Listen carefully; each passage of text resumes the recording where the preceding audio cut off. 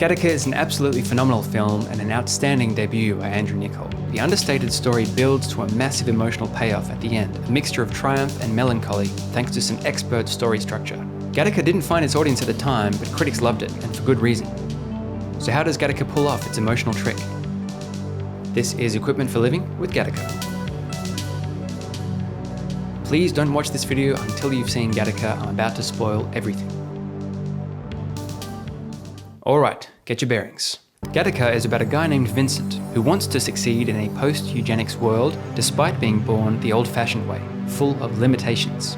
The film opens with extreme close-ups of nail clippings and hair hitting the floor, quickly establishing an up-down visual system. We follow Vincent as he begins a normal day at work, helping plan space missions, and also sprinkling dust and leaving hair at his workstation, which seems a little odd. We learn that Vincent is scheduled to board a flight to Titan soon. He will literally be going up in a week's time, so he has a check-in with the workplace doctor, among other things. After establishing the world and protagonist, the film hits us with the call to adventure. In minute 8, a murder rocks the workplace. Vincent reveals in a voiceover that he is pretending to be someone else, one Jerome Morrow.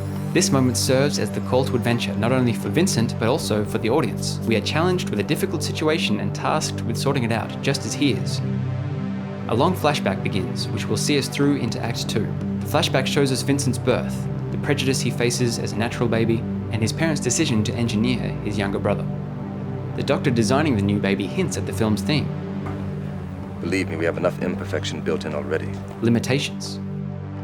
What should we do with our limitations? How should we think about them? That's what this film will be about. Vincent's genetically engineered brother Anton outpaces him physically and mentally despite being younger. He seems to have no limitations. But in an open water swimming competition, Vincent shows he has more willpower than Anton. Anton flounders and Vincent rescues him. Vincent leaves his family to find work, but it's hard. The only work available to his kind is menial. But Vincent dreams of more. He hires a guy to help disguise him as someone else. Someone with better genes, who has fallen on hard times and is now paraplegic. Jerome Morrow, who goes by his middle name, Eugene. U as in good or true, and gene as in gene or origin. At minute 25, Vincent takes the leap into his new life. This is just under 25% of the film's runtime, exactly when you'd expect it. But note that Vincent is not really answering the call to adventure as such, but the tone of the film shifts as Vincent changes the direction of his life. That's how we can tell that this is the break into Act 2. The light honeymoon half of Act 2 begins. Vincent proves his mettle by getting painful leg extensions. We are reminded of his motivation to reach the stars, and we finally get the full explanation for the dust and the hair.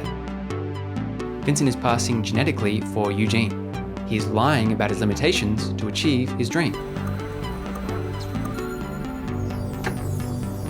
Congratulations. In minute 33, after 25 minutes of flashback, we finally sync back up with the film's opening, but with the added tension of Vincent's true situation.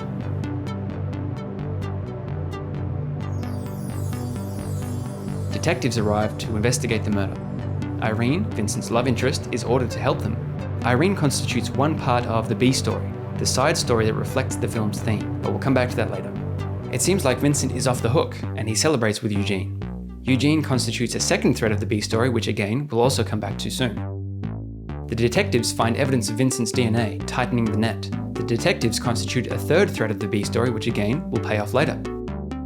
Vincent almost fails a physical test, but just gets away with it. He and Irene grow closer, and Irene reveals a heart defect, a limitation touching on the film's theme. Well, if there's anything wrong with you, I can't see it from where I'm standing. Just before minute 51, 50% of the way into the film's runtime, Vincent discovers the detectives are onto him. A and B stories cross, and the stakes are raised in this classic midpoint scenario. We can't stay here. They think I killed the mission director. And then things get worse. The detectives close in. Vincent and Irene grow closer still. In order to evade detection at a checkpoint, Vincent must take out his corrective contacts. This leaves him vulnerable, his limitations exposed. Still, he pushes through his limitations to be with Irene. Just as Vincent and Irene grow even closer, the detectives ruin everything. And worse, at minute 73, the lead detective calls out Vincent's real name. Vincent! At 71%, this is our low point. But notice also that Irene doesn't seem too fazed. She suspects Vincent's limitations, but accepts him anyway. Following this beat, they consummate their relationship, but the detectives have closed in on Vincent at work.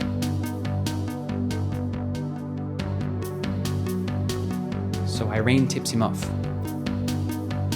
Why don't you go home?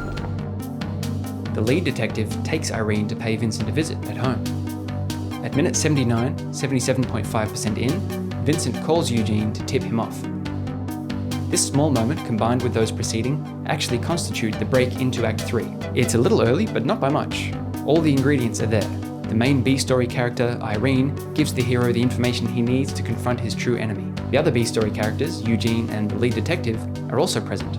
This clustering of thematically relevant side characters at this turning point is no coincidence. And the end result of all this is that the protagonist chooses to go in a new direction. He trusts Irene, so he decides to let her into his world. He is ready for the final exam. This is where all the B-story information starts paying off beautifully. Watching the third act of Gattaca is like watching a sequence of flowers blossom on a vine, expertly tended by a genius gardener. Each flower represents a different idea about the theme, a different answer to the question of how we should think about our limitations, all orchestrated by writer-director Andrew Niccol in his debut. First, we deal with Eugene. In order to waylay the lead detective, the paraplegic Eugene must ascend some stairs. He's literally going up through incredible effort. Not only that, he's going up a helix, the shape of DNA. He makes it just in time, showing us that through struggle, we can overcome our innate limitations, the first blossom on the vine. His efforts fool the lead detective, but when Vincent shows up afterwards, Irene rejects him. We get a hint of her contribution to the theme. They have got you looking so hard for any flaw that after a while, that's all that you see. Vincent goes to confront the lead detective and is surprised to learn that it's his own brother, Anton. God, even you are gonna tell me what I can and can't do now? This moment hits at minute 90, 88% through, and constitutes the third act reversal, the biggest roadblock to passing the exam. The two brothers compete by swimming once more, and again, Vincent defeats Anton. Vincent explains how. I never saved anything for the swim back. And once again, he has to rescue his genetically superior brother. This is the second blossom. This interaction shows us that our limitations can drive us to great feats. Vincent makes amends with Irene and she forgives him. Throughout the film, she was so preoccupied with her own limitations that she didn't even notice Vincent's. You couldn't see, could you? That night crossing the street. You crossed anyway. That's her contribution to the theme. Others are more concerned about their own limitations than they are about yours. That's the third blossom. Everything's all set for Vincent's trip to space, but there's a final setback, an unscheduled urine test. Vincent fails the test, but the doctor lets him off. The doctor reveals that the quiet kindness of strangers mitigates more of our limitations than we realize.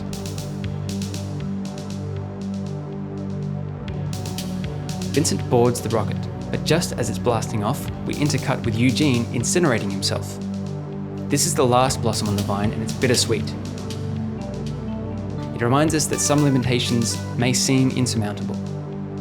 Alternatively, it reminds us that by transcending our own limitations, we leave others behind. Or maybe it's hinting that the person we leave behind is a version of ourselves. In any case, it adds complexity to the sense of triumph surrounding the launch. We close on the image of the stars, the infinite up, to contrast the opening down.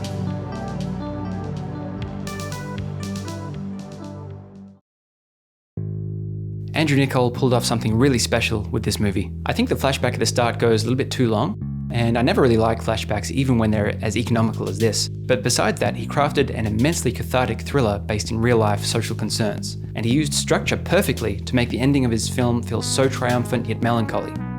Act 3 of Gattaca perfectly lays out genuine wisdom about human nature. Through struggle, we can transcend our limitations. Our limitations drive us to greater feats. Others are more concerned with their own limitations than with yours. And the kindness of strangers mitigates many of our limitations. Transcending our limitations can leave people we love behind, or at least versions of our old selves. One after another, these thematic ideas are presented in an understated, often visual fashion, but they land all the same, and they land extra hard if you're paying attention to the movie's structure. That's what makes this movie so impactful, this astonishing sequence of blossoming ideas intertwined perfectly with with the film's structure. And that's what makes Gattaca such great equipment for living. Thanks for watching this breakdown. If you found it insightful, please leave a thumbs up. As always, if I've missed something or another interpretation occurs to you, leave a comment. I'd love to read your opinion. And if you'd like to see more movie breakdowns like this one, click subscribe and ring the bell icon to make sure you don't miss a single one.